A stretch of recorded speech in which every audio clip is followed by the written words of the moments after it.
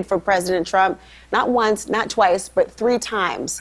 Did you anticipate that this might happen or regret your vote at all?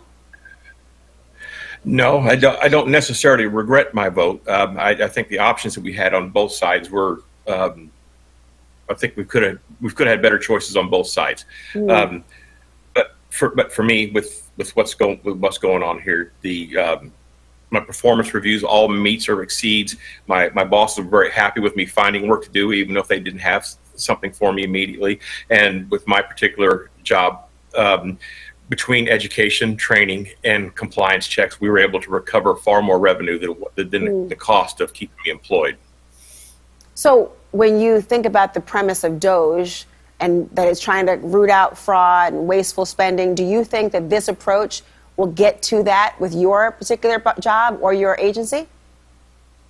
Well, I think with all large agencies, there's going to be some people who underperform, and I believe there is some fraud, waste, and abuse. But I don't think that they're doing a very good job of finding out exactly what needs to be cut. I think they're just taking like the chainsaw to it instead of doing some critical thinking and doing some investigations to see exactly what is good and what is bad. Just letting it all go instead. Will this impact how you vote in the midterms? We'll have to see what's going on. Yeah, it's going to impact how I vote in the midterms, yes. In what way? Well, I'm going to see exactly who's going to try to help fight for the workers, for veterans. I want the best for this country, no matter who's in charge. You're going to be attending Trump's speech tomorrow night, I understand, with your congressman. What are you looking to hear from the president? I'm just looking to see what his plan is going forward, how we can all make this a better country for everybody who's living in it. I really don't know what to expect, or even if it's going to do. I'm just really unsure what to expect. I've never been to one, and frankly, I'm not expecting much results on my end. I mean, for me in particular, but I'm honored that Congressman Sorsman invited me to go, and I'm going to be happy to be there. You've served our country. You are a veteran. What's next for you now that you've lost this job?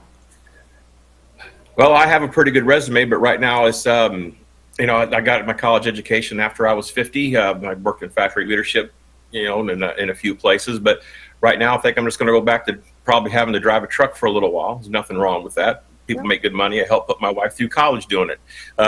So I'm probably going to go back to that for a while and try to see what happens. Breaking news, we have just learned that President Trump is pausing all military aid to Ukraine after that public clash with Zelensky last week in the Oval Office. But this is now rubber meets the road. All military aid to Ukraine from the U.S. on hold right now. Jeff Zeleny is on the phone. Jeff, what are you learning about this breaking detail? Obviously a huge blow to Ukraine. There's no question, Aaron. It's a deep blow to Ukraine just 3 days after that meeting in the Oval Office. But we are learning tonight that President Trump has ordered a pause to all military aid that is not yet inside of the country. So that means that it applies to all military equipment that is not yet in country. So some things that would be on the way, some things that would be nearby in Poland and elsewhere. But this certainly is an escalation. Really what we've seen back and forth quite extraordinarily between the Trump administration and the Ukrainian president, Volodymyr Zelensky, who came to Washington last Friday in hopes of signing a deal, and that obviously did not happen. Now, this is going to be certainly setting up a confrontation in some respects with some Republicans in Congress. They believe it's the purview of Congress. This is funding that has already been approved, but the White House is saying that a pause could be lifted if Volodymyr Zelensky demonstrates a new commitment to negotiating to end the war. And we heard the president say earlier today he wants to hear some appreciation from Zelensky. But Aaron, underscoring all of this is simply that this is music to Vladimir Putin's ears.